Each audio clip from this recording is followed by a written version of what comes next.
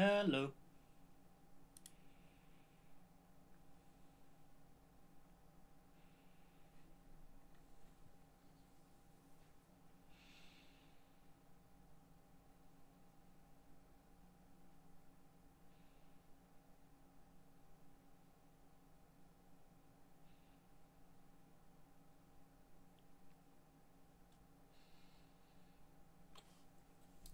Hello.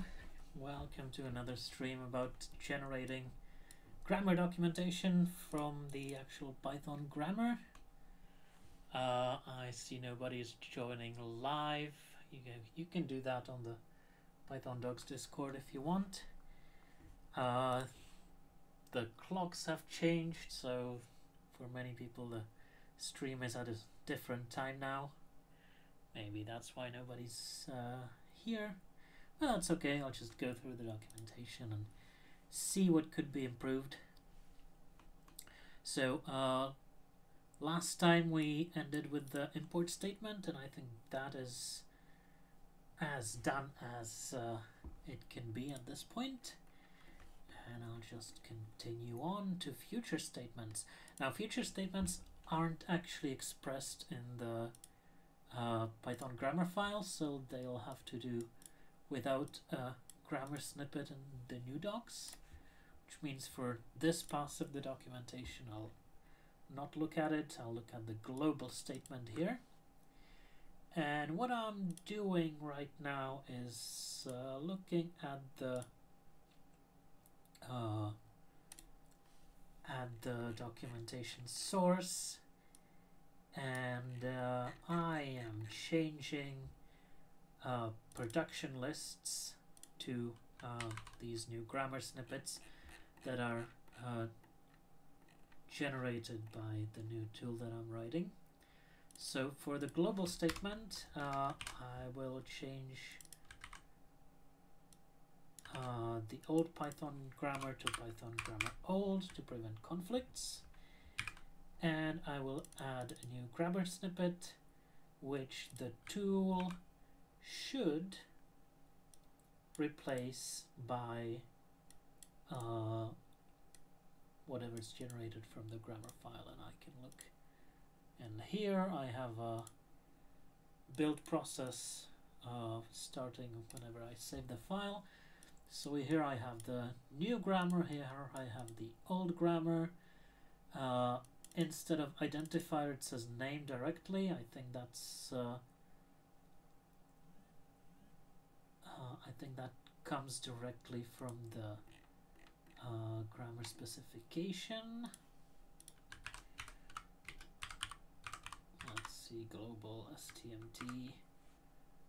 Yeah, we just use name directly instead of identifier, which is probably good. This uses the gather syntax, which I think everybody should learn. It's much nicer than this because the identifier is not repeated, otherwise it's exactly the same.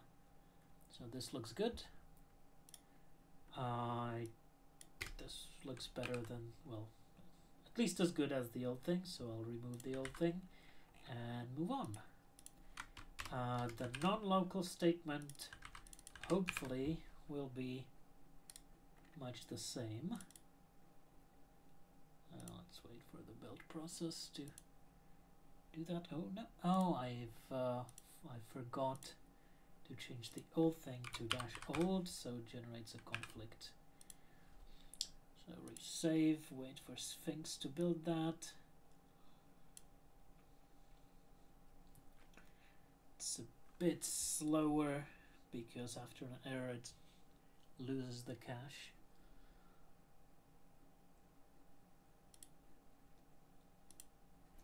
But yeah, it's the same thing. Instead of identifier there's name, and there's the gather syntax. So this looks good. Remove the old one and go on to the type statement. Type statement. I hope we have... Oh, we don't have type stmt and Python grammar, so let's see how it's called. It's called type alias, not type statement. Okay, why not? Let's use the new name.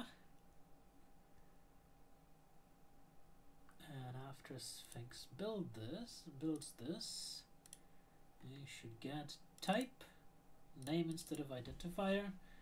Type parameters are optional. There's the equals and an expression. So pretty much the same thing, except the quotes are different now. Here the single quote means this is a reserved word or an operator, and the double quotes means this is a soft keyword. So you can still use type as the name of a variable or function or type, but it's also a keyword now when it's used in this exact statement. So I would say this looks good. I can remove the old variant, and that is it for simple statements. There's one more big part of the grammar docs to go through, which is expressions. Probably the most complicated of them all to understand. And then there's also lexical analysis, which uses grammar, but it's a bit different kind of grammar, and it's not generated from the grammar file, so I'll skip that for now. But on to expressions, and I think there's a lot that was renamed here. So we have atoms, the most basic elements of expression, and let's see if we still have a rule like that in the grammar. Oh, we do. There's atom, name, true, false, none, blah, blah, blah. And here it says it's an identifier, literal, or enclosure.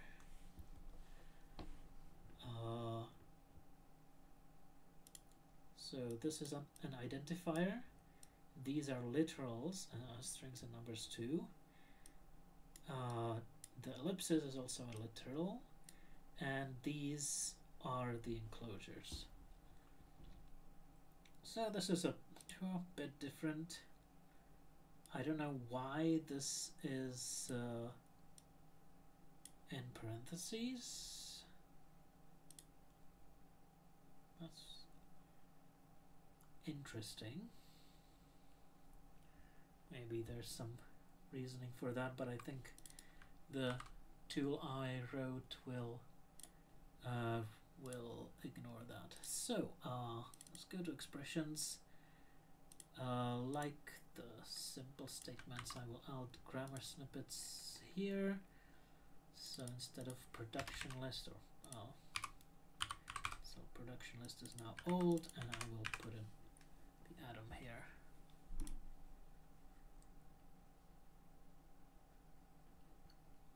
Right,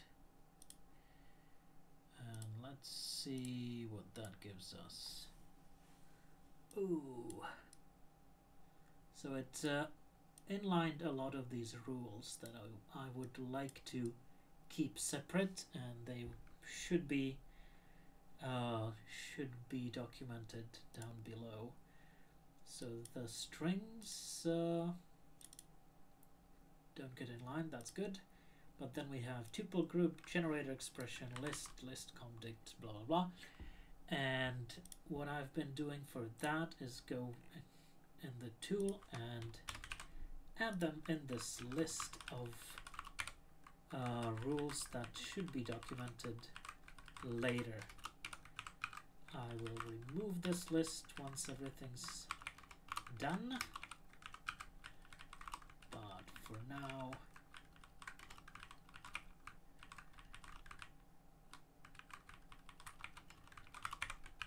list is here.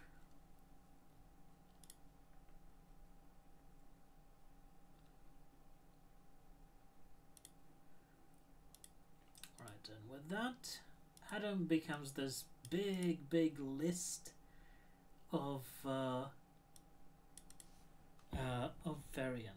Now this identifier literal enclosure looks much nicer, but to generate that I guess we'd need to change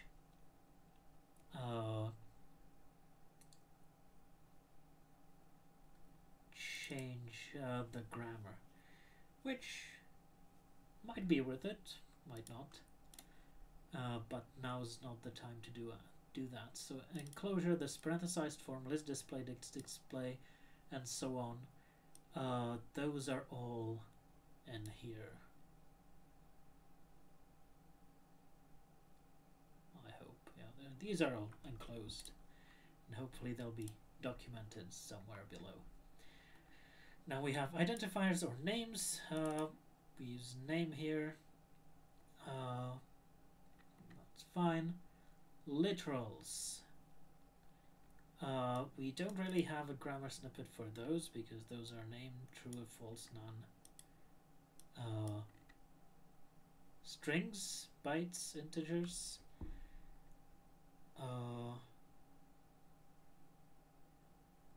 And where are these true, false, and none? Maybe they're not actually present in the current documentation because they used to be like normal variable names, and maybe they're not updated. Let's see how the current online docs treat that.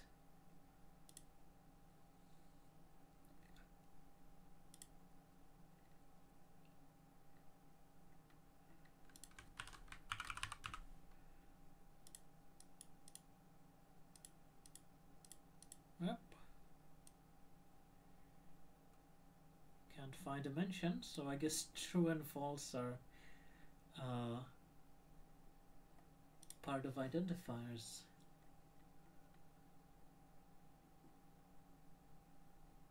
Oh, that's something to fix the upcoming pull request. Otherwise, this literal either needs to be added to the grammar, maybe with all of these, and dot dot dot, or it can maybe just be removed. Now we have parenthesized forms. This is a part of the enclosures here, and I guess that is named group now. So let's go for that and try to bring in group in here.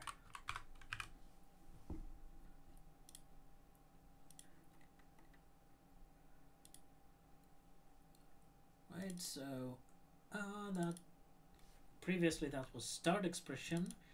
Now it's either a yield expression or a named expression. Let's see how that looks in the grammar itself. Yeah, that's we can't really simplify that.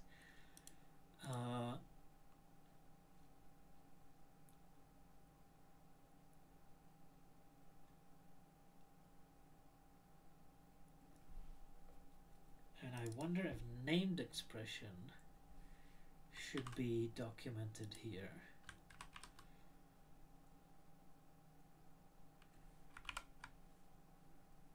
No, that's an assignment expression or an expression. Huh. Let's add it here. That looks like a good place for it.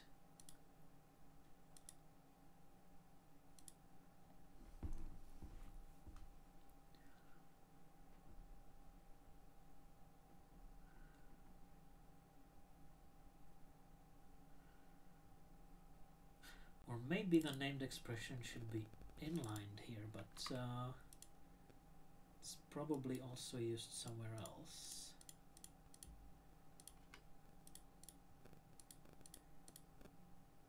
And subject expression.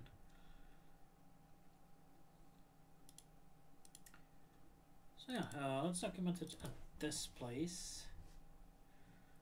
Looks like a good place for it. And the yield will probably be documented somewhere down below. Now we have displays for lists, sets, and dictionaries. So those would be list. I don't think this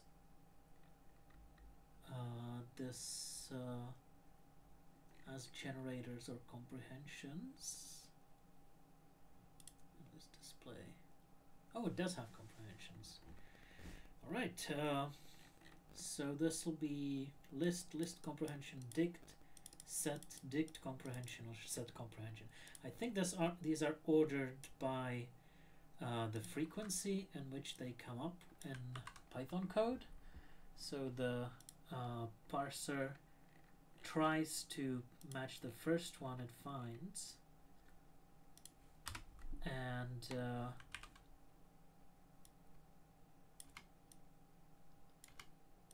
so lists will be a bit faster to parse than, for example, dicts.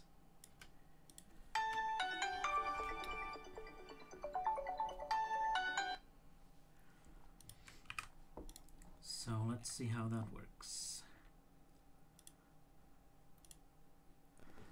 Right, this is quite a bit more complicated, but not that much. So the old thing had assignment expression comp4.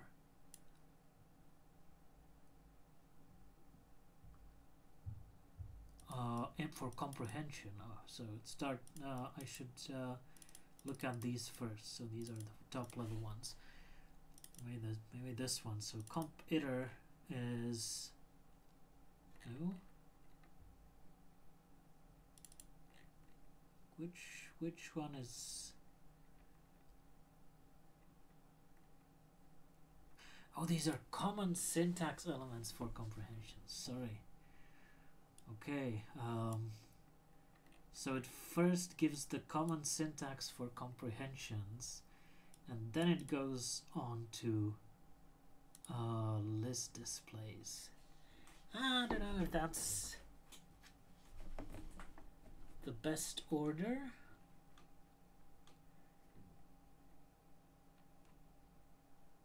I would maybe start with, this is what a list looks like, and then say what the star named expressions are.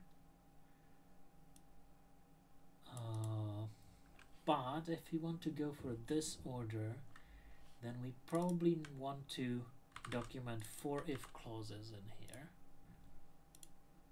So not these. I'll put them aside in this little Scrunch document. We want 4 if clauses. Star named expressions and named expressions, those are common. Whatever's in this dict may be got inlined. Double start key value pairs. Okay.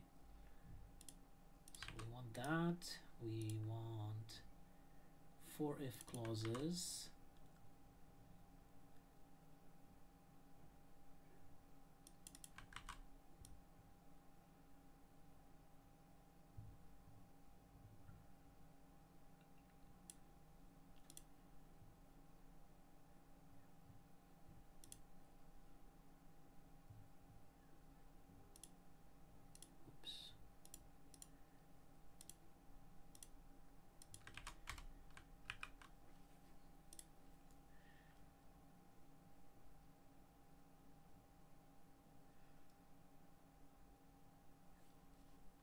Key value pair, that would be key value pair and the double start key value pairs are better for dict. Let's see what this gives us. 4 if clauses. So async 4, then there's a target list, which probably we don't want inlined. Let's start targets.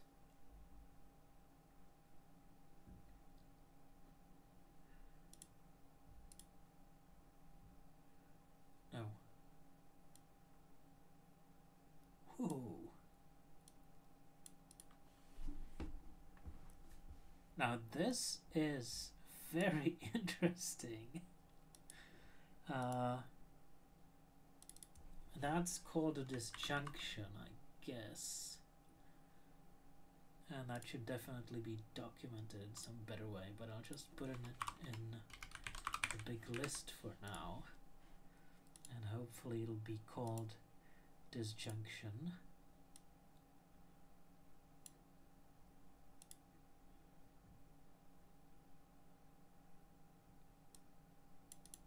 Right.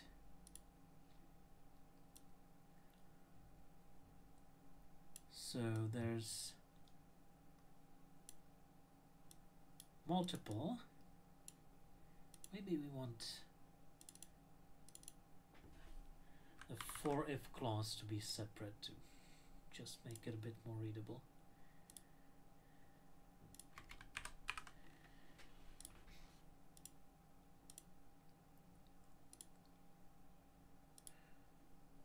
Okay, so the for if clause is optional async for, then instead of target list, if we have star targets in,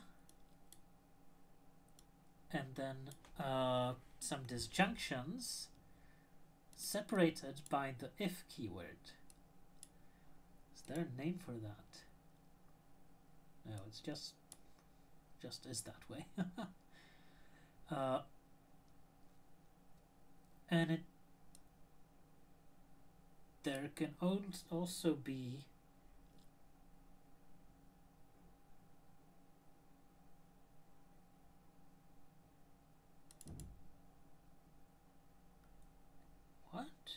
async, optional async for, and then bitwise or separated by commas with an optional comma at the end without an in.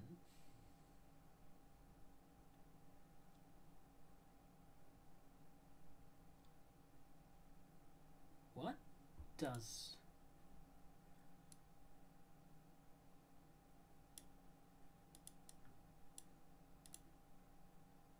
whoa, what is, I'm confused by that.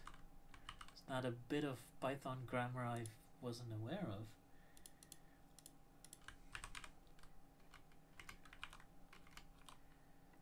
So let's see the actual grammar. Oh, it says raise syntax error in expected after for loop variables. Okay. All right.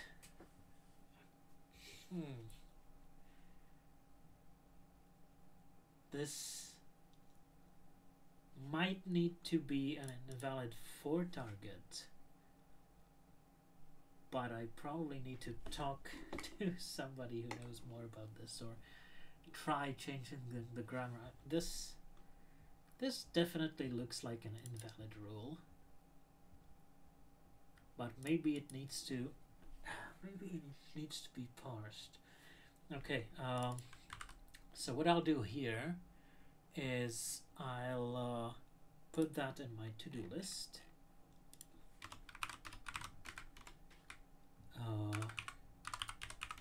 Remove unmarked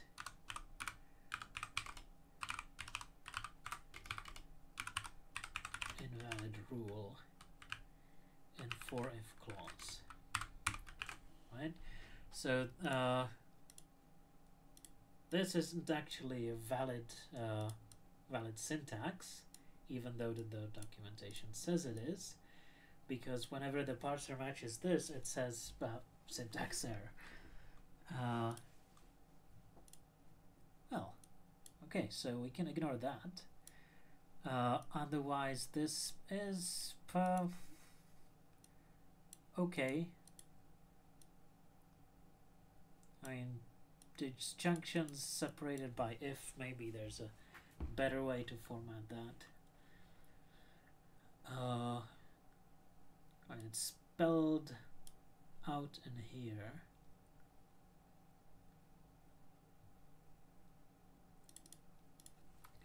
So this should be fine. let's move on. Let's move on to the list display. We'll have list displays, and then we'll have the list displays include start lists and comprehensions. So this is probably the part where we get lists and list comps. So list displays here.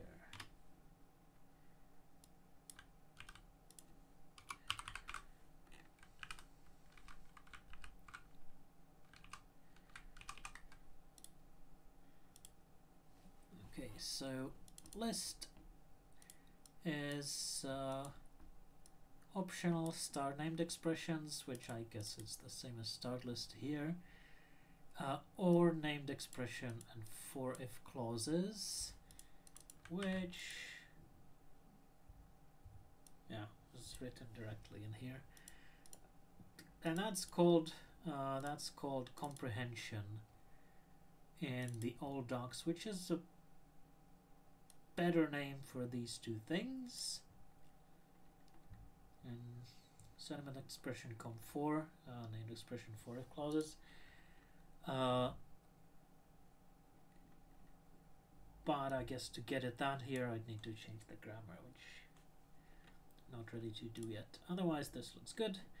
I hope the set displays will be much of the same. So that's the set and set comp.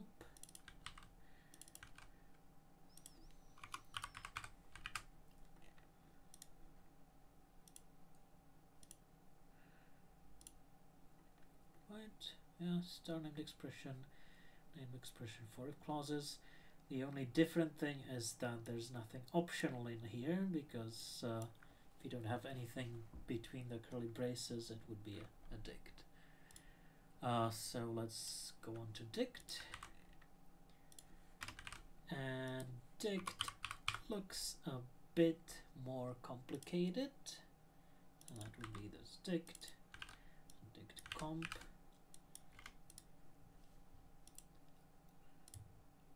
Did I save that? Yeah, I did.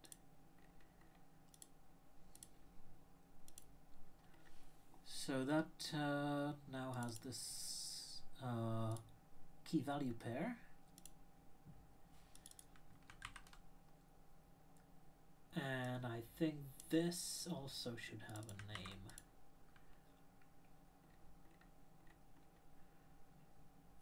Double start key W pairs, double start key W pair.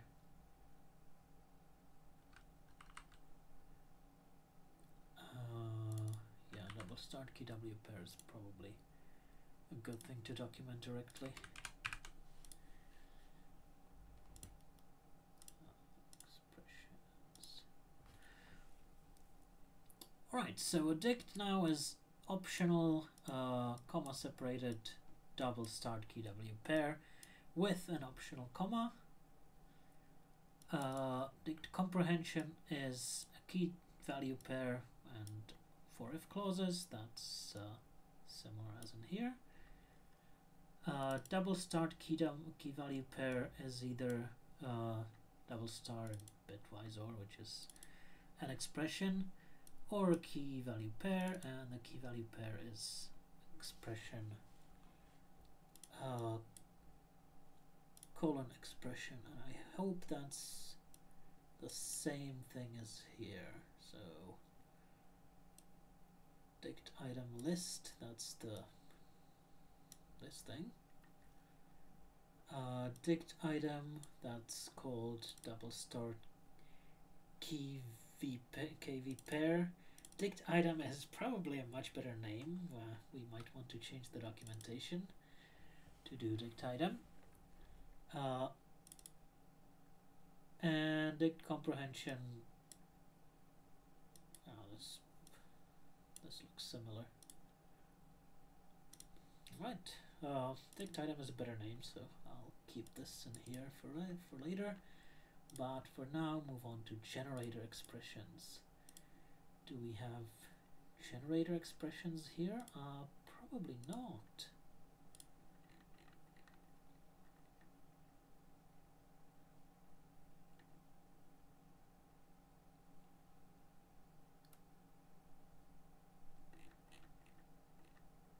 or it, oh, genexp, okay.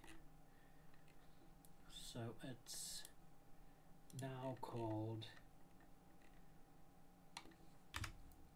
genexp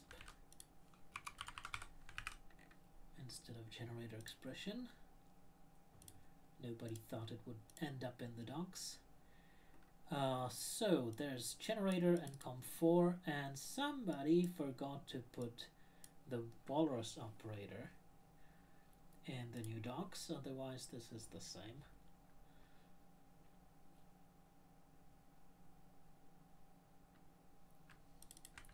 Let's see how that looks in the actual grammar.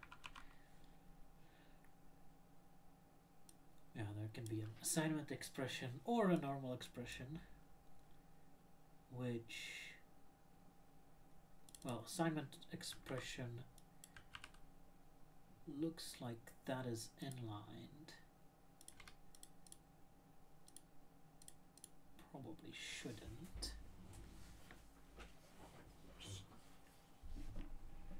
But it works for now.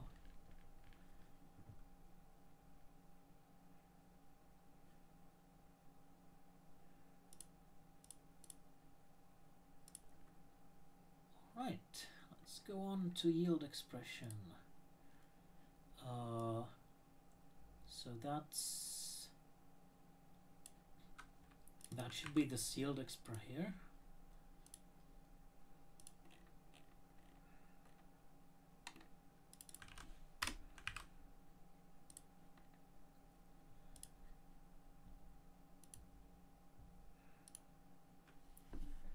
And you don't have this yield Adam. That's probably that's defined a bit further up. But otherwise we have yield, and then either from expression or expression list. Expression list and star expressions are the same thing. So this looks good. Let's move on. This, the syntax documentation, it's defining generator iterator objects. Maybe we want to move that somewhere else.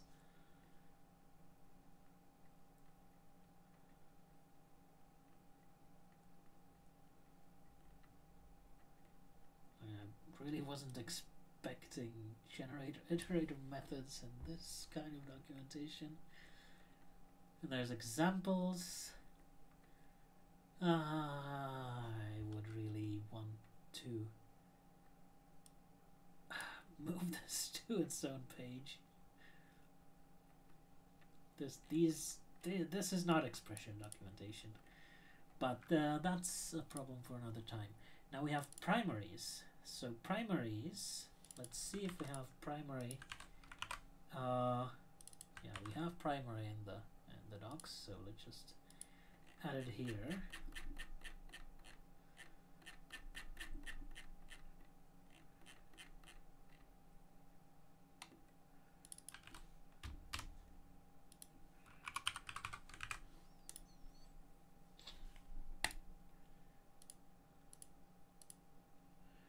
So primary can be an atom, that's here, or it can be either of these things which got in line to here.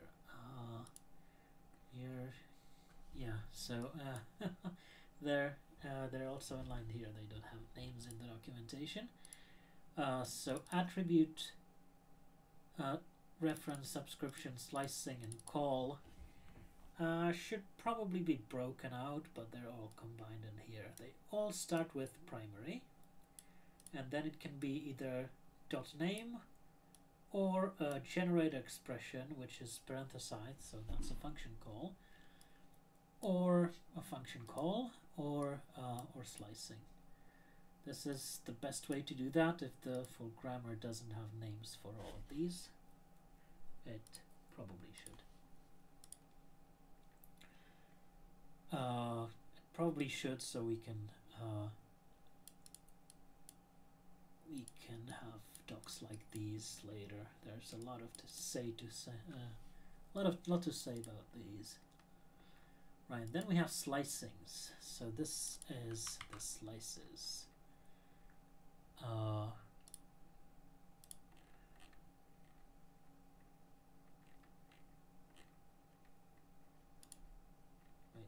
Subscriptions and slicings. Okay. So here they are. They're combined into one, whereas slice can either be an actual slicing with the colons or just an expression. Well, why not?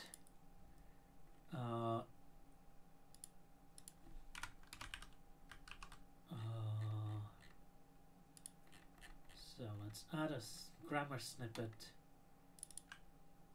for slices. See what that gives us. So subscriptions and slices will probably need to be combined, and slices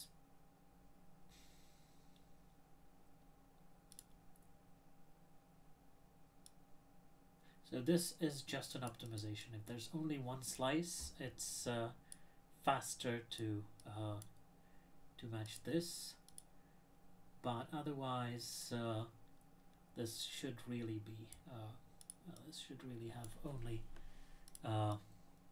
one option here, and then slice would be inlined in.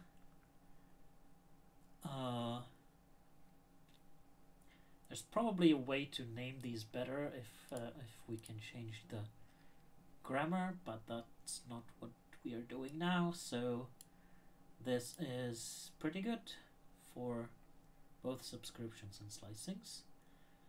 And oh, it's named proper slice here, lower bound and upper bound.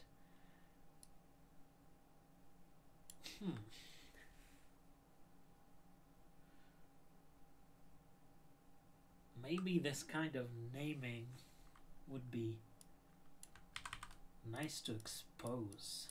Do these things have names?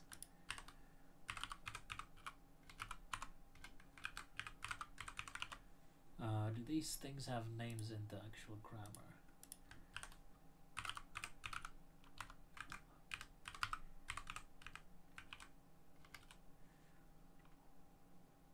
Slice. No, they're just A, B, and C. That might be good to give them good names. I will put that in the to-do list.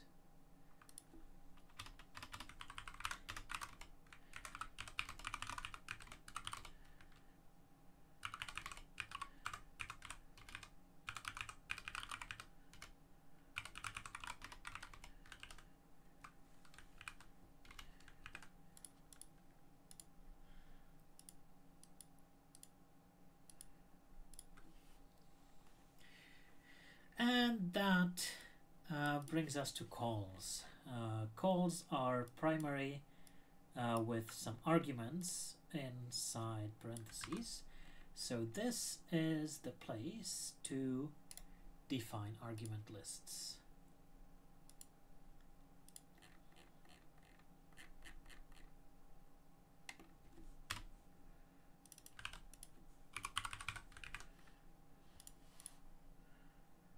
Let's see how that will look. Huh? Something's wrong. No, everything's good. So arguments are very complicated. We're probably getting stuff in line that we shouldn't. Yep. There's args.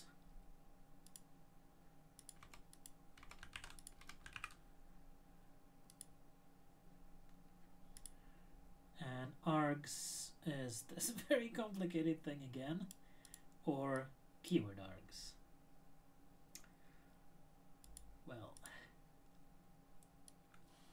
okay, this very complicated thing. I mean, this whole documentation is complicated as well. So that's args with an optional trailing comma. Great. Args now are a comma separated list of either start expressions or expressions.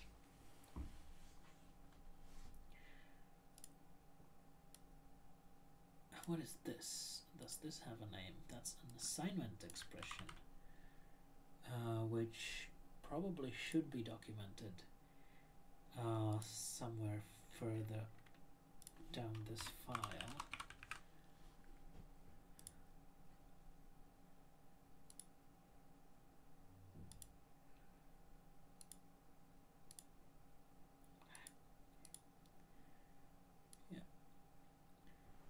So, yeah, common separated list of star expressions, assignment expressions, or just plain old expressions, and there can be comma keyword args at the end, and or you can have just keyword args.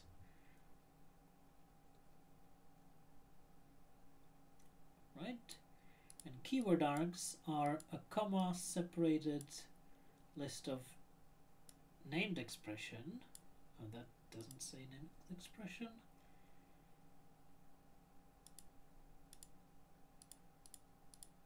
Oh, it's name equals expression, or start expression, so no assignment expression is here.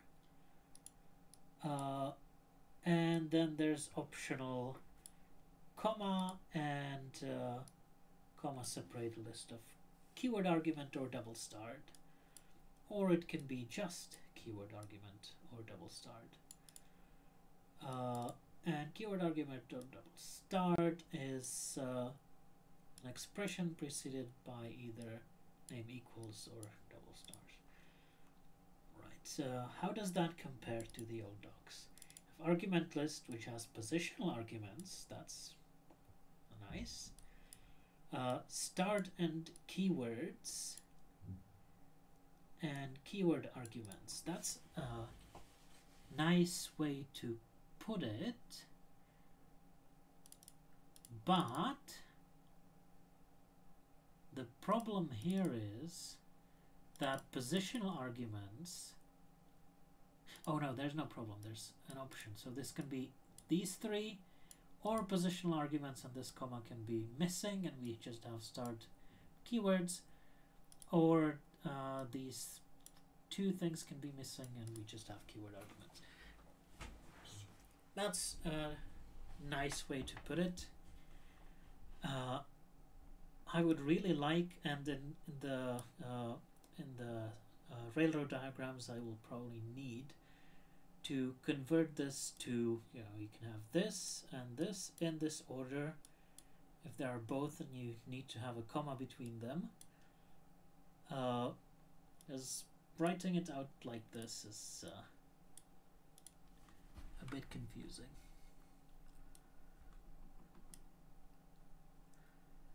Alright, positional arguments, there's positional item which is I guess that's this. That's named positional item.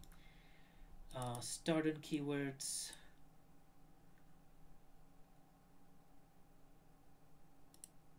Yeah, I guess one needs to work through it, but it's reasonably straightforward. This has very long lines. Maybe this keyword arg or double start, if that didn't need to be broken out, would be better, but it's fine. Let's move on to the await expression. I don't know if that's covered somewhere else.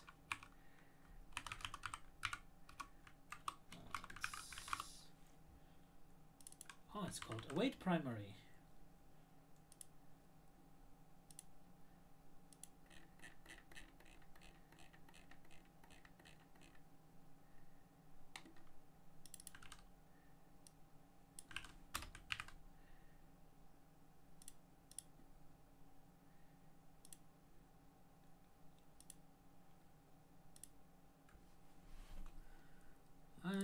go. And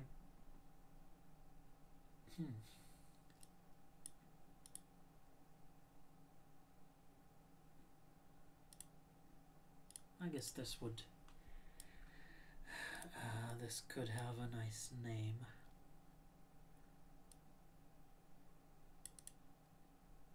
It's structured a bit differently. So this is, I guess this should be named await primary, but this is a good way to put it. Like await expression being special. Let's look at the existing documentation. So await expression.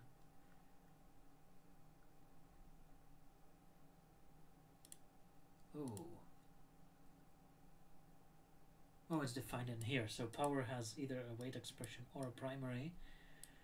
And I guess in the actual grammar, power has the await primary directly. So it's structured a bit differently, but that's fine. Let's go for the power operator.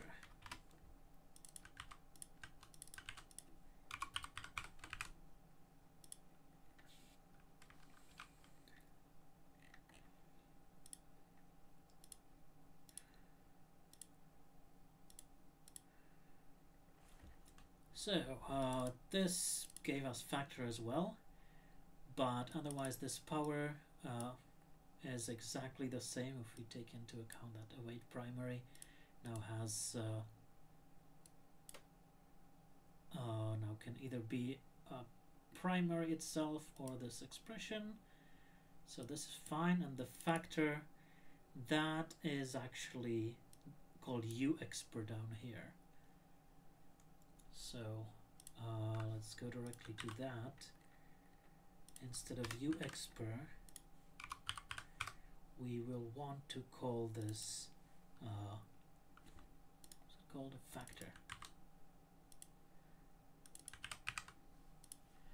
which is a much better name if you know some math, I guess. You know the English names for math terms. So now power is same as before with some renames and restructures.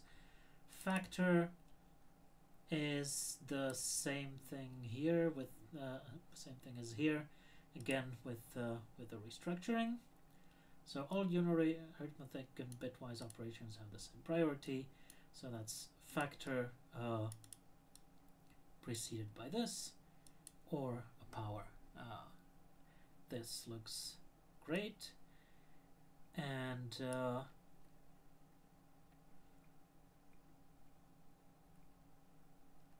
I wonder how we get to this mexpr though. This goes to power. Well, we'll see.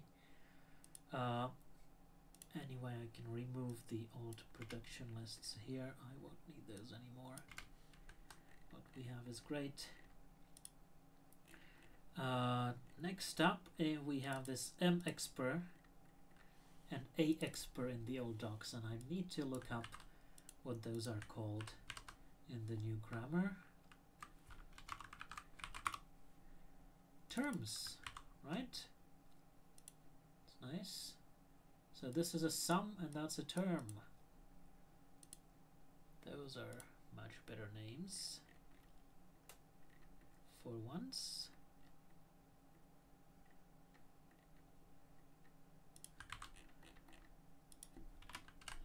So we have term and sum.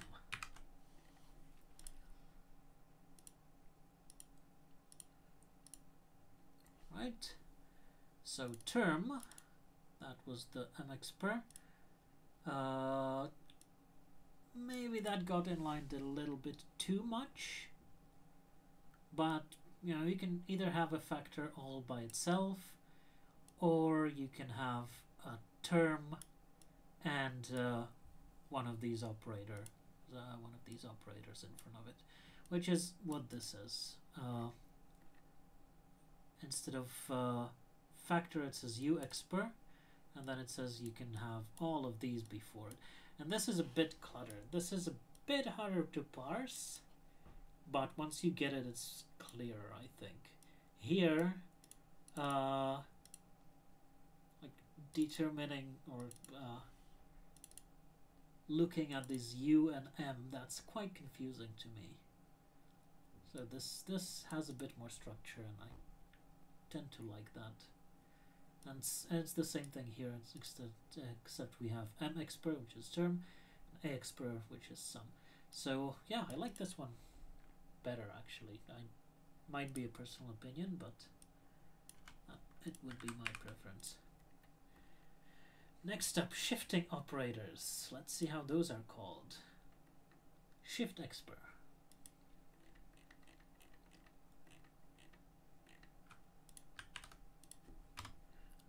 So same name as before.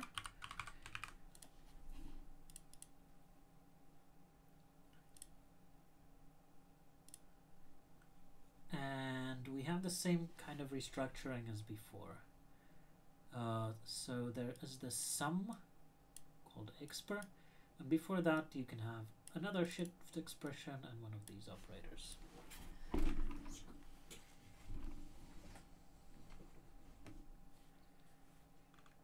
So that looks good. Next, binary bitwise operators, bitwise OR, XOR, and so let's use these names.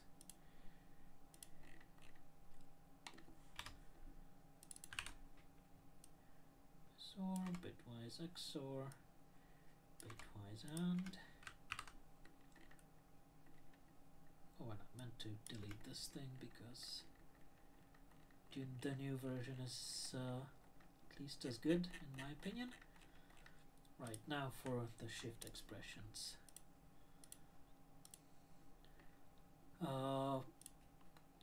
Again, the same kind of restructuring as before, but otherwise this looks good. Next up, comparisons. Okay, how do comparisons look here?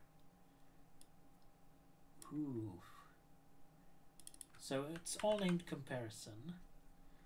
Let's see how the tool will treat that. Oh wait, no, there's binary bitwise operations, sorry. Oh,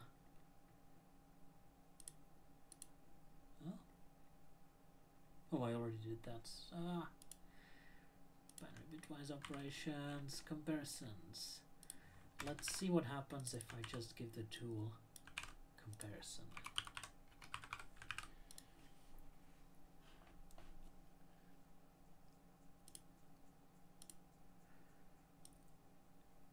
A giant line like this. Okay. So the source says comparison can be a bitwise OR and then a compare op bitwise or pair. And the compare op bitwise or pair, the compare op bitwise or pair.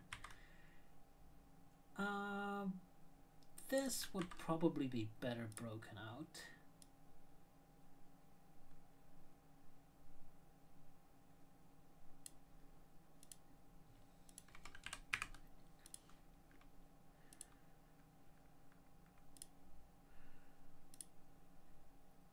Maybe renamed.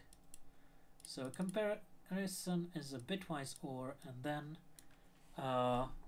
0 or more of these pairs, and the pairs are one of these operators followed by a bitwise OR. So that looks good. They're all spelled out in the actual source for some reason, but I don't think the names add much clarity if they are all the same pretty much. So this looks good. It would probably be better formatted as this, with the comp operator being broken out, but that doesn't really work in the actual grammar. I think this is acceptable, especially if this line is broken out more nicely. Okay, so that's comparisons. Next up we have Boolean operations called OR test here, and disjunction and conjunction in here. Disjunction, conjunction, and inversion. So let's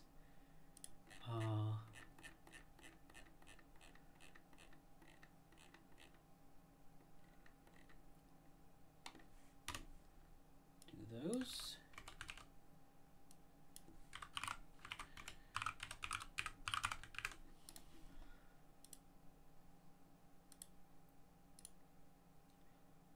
Come on. Okay. And I this is now a bit different. I guess this is one of the things where the new grammar is a bit more expressive than the old, and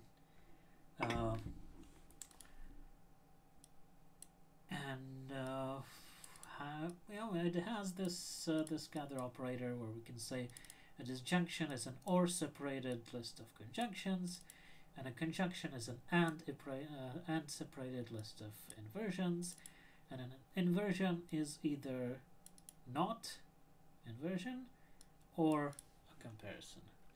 This looks good. Let's remove that and move on. Assignment expressions.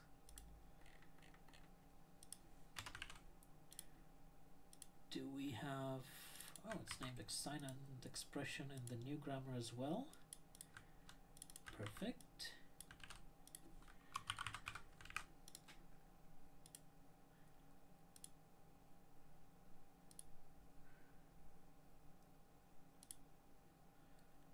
And it doesn't have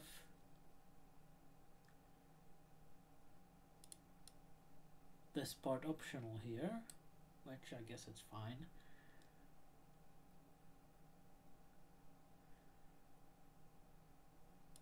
It's a different thing in the new grammar, I guess. Yeah, that's fine. Let's go to conditional expression next. Do we have conditional expressions here? What is that? Oh, it's the if-else. Oh, we just defined expressions.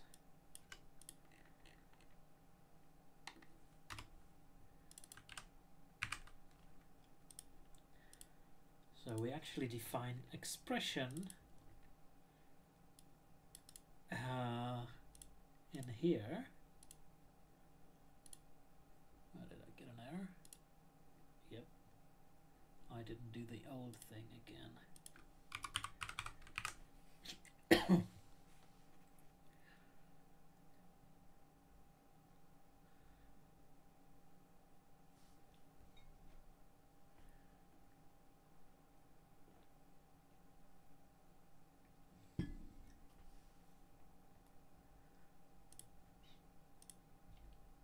Alright, this is now big, but it's probably big because lambdas are next, and this lambdef should be in the next section here. So let's leave that complexity for later. And now expression is either a disjunction, somewhere above, with an optional if else. So same as here, OR test is renamed disjunction. An expression is now either a conditional expression or a lambda expression. I guess defining expression in this section isn't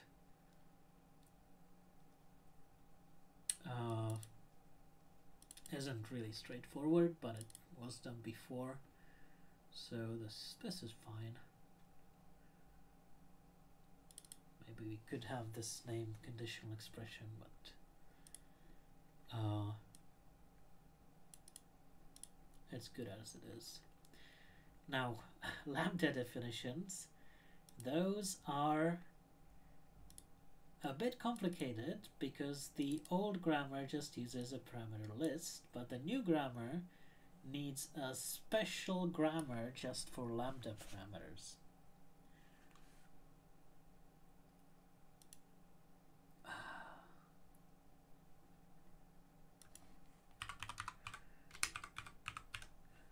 wonder why. So let's definitely put lambda parameters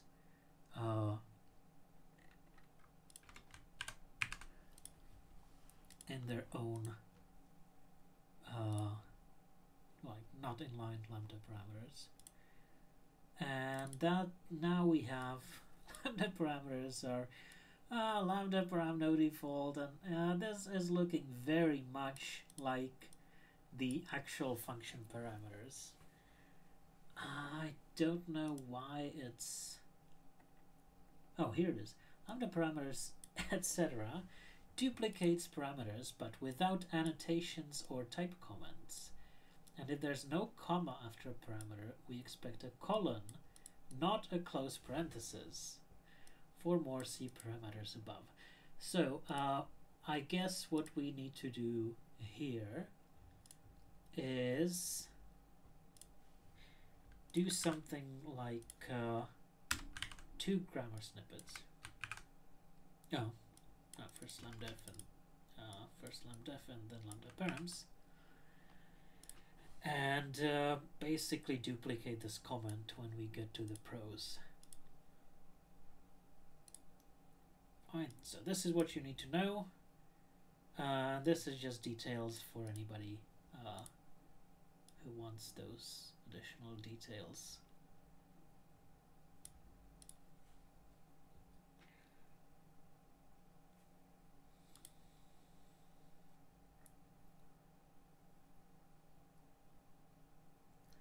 That's too complicated. Let's go on to expression lists.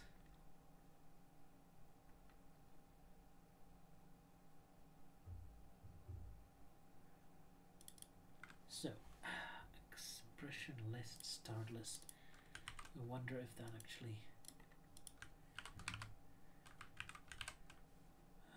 appears here. I guess it doesn't. Where does it appear in the old docs?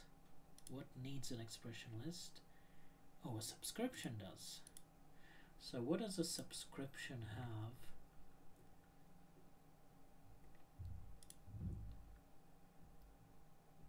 It just has start expressions and expressions. Oh, named expression, maybe that's it.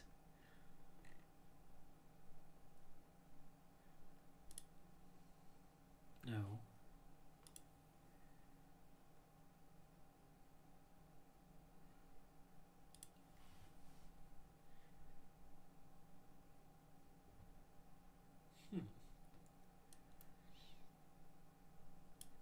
Is that the group?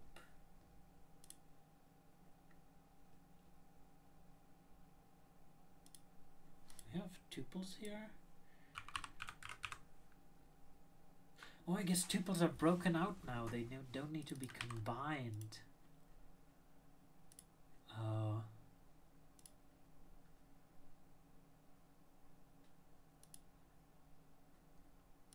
Let's document tuples in here. Oh, need to do the old.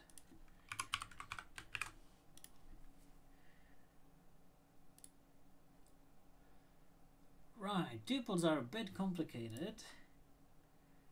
I guess we need star named expressions.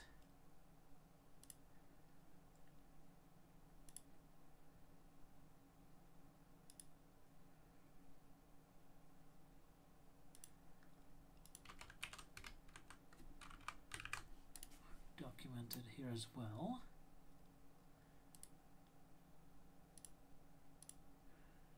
And is there... Oh, something else defines star named expression.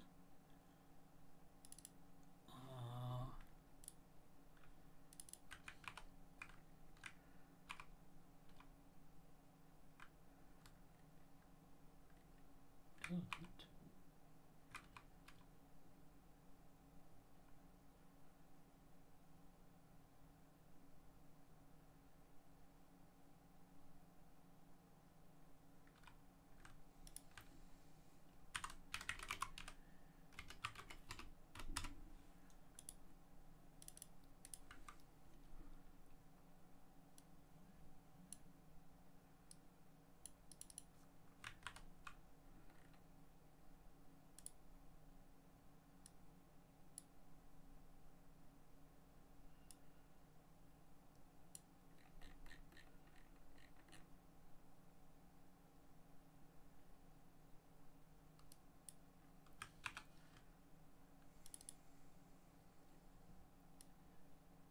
Find here.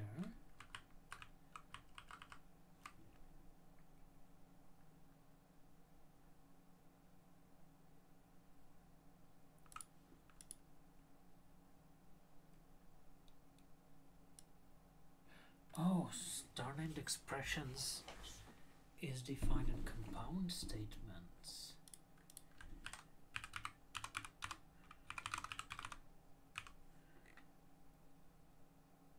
For the match statement.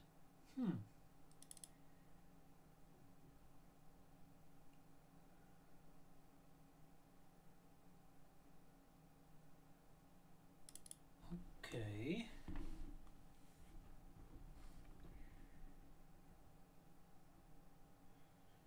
Oh, and that needs star named expression and star named expressions.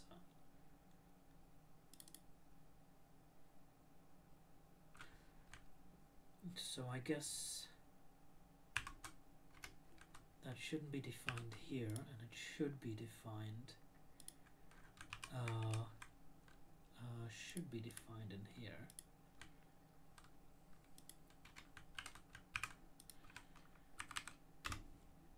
Something like that.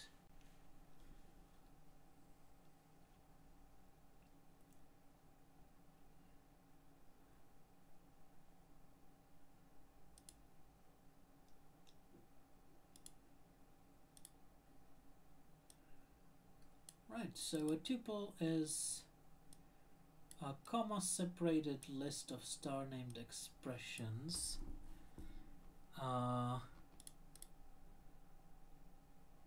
with an optional trailing comma. It would probably be better if this was inlined, but can't really do that in this case, I guess.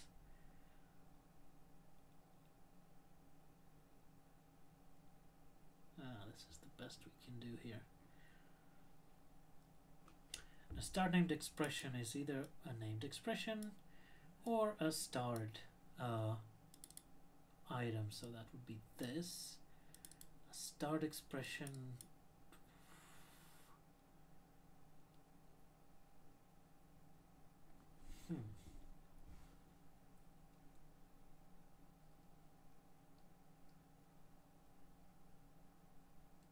Why is this not named tuples? Tuple is a much better name than expression list, especially since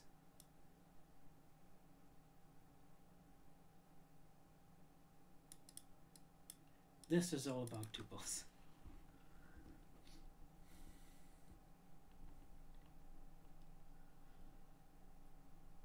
Yeah, this probably needs to be rewritten a bit. Well, that's fine.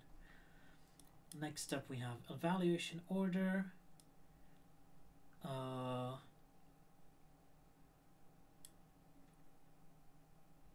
There's a bit of example, not much to do about grammar. Operator precedence, that's clear from the grammar. Well, not clear, but that's defined by the grammar, but there's a nice table. And that is it. I've gone through all of the grammar documentation, and everything looks good, except I have this giant to-do list of interesting stuff to do. And I guess I will put things in Git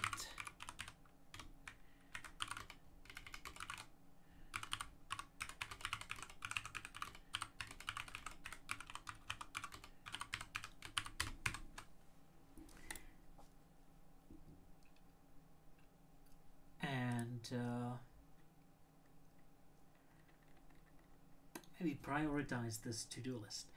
I guess one very nice idea that I just had is giving names to the sub-expressions. Like if we could go to this proper slice. Oh, it was proper slice in the old docs. On slicing, like here. If we could here say, this shouldn't be named expression, but we should call it lower bound, and we should call this one the upper bound and this one the step, and kind of create rules for them, like here. Yeah, lower bound, upper bound, stride. And these rules now wouldn't be in the grammar itself as actual rules. Maybe they could be. Oh, maybe they could be.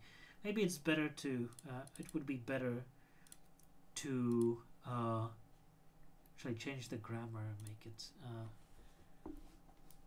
make it nicer for the documentation.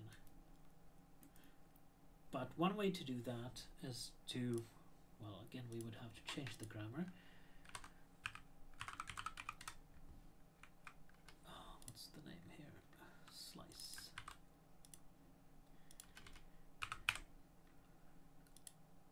So maybe instead of A, call this lower bound, and somehow tell the tool that this lower bound is a good name to use. Well, maybe that would work. Maybe not. We could also say, yes, lower bound as a rule.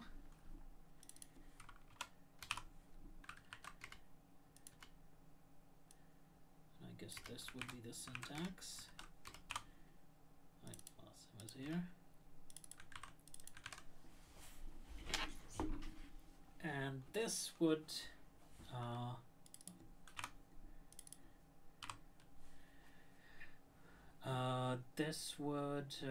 then result in better documentation.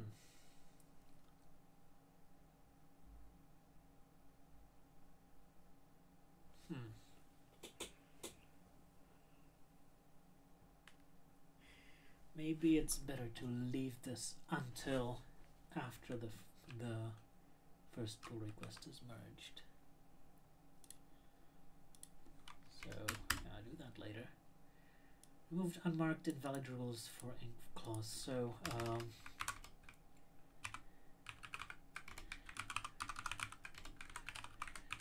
So these ideas would need grammar changes, and I probably need to discuss them with someone.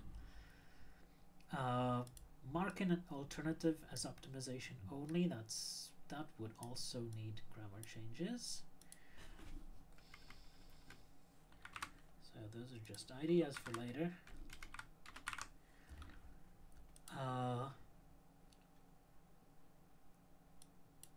This one also needs changes. I need to look at function parameters again. Oh dear. Remove the func type comment rule, right? That also probably needs a grammar change, at least to mark it as unwanted.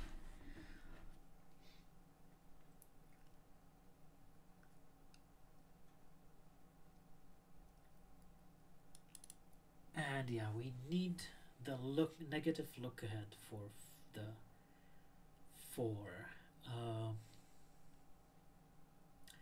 that's from last time. Oh yeah, we probably need to mark negative look aheads.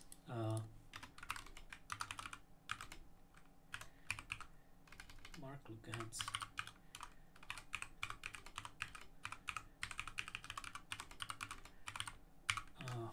As necessary or not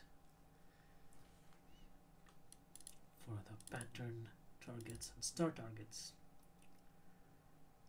Definitely necessary here. Better line wrapping, that's definitely something to look at next time. The tool would be much better with nicer line wrapping. I guess that's something like Black does, but to the syntax. There's a simplification for recursion, which might be nice to do next time. Not simplifying the try statement. That would be much nicer if we could actually change the grammar. So let's do that. I think we'll need to change it a bit. And line break with statement. That goes to better line wrapping. Look at function parameters again. Okay, let's do that. Where is that?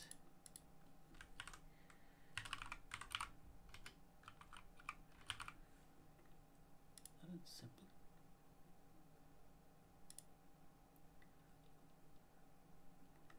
Calls. Oh, that's this.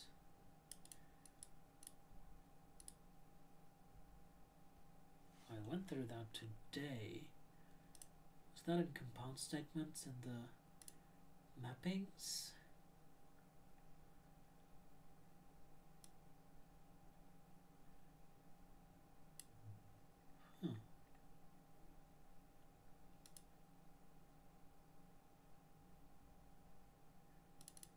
Okay, I need to go back and figure out what that actually means. Right, so plan for next time is better line wrapping. So anything that exceeds 80 characters or so should be line wrapped in some pleasing way. After that, I guess it's time to start generating or at least trying to generate the railroad diagrams from all of this, and then it's time to send the pull request. But for now, I will end the stream. Thanks for listening, and see you next week.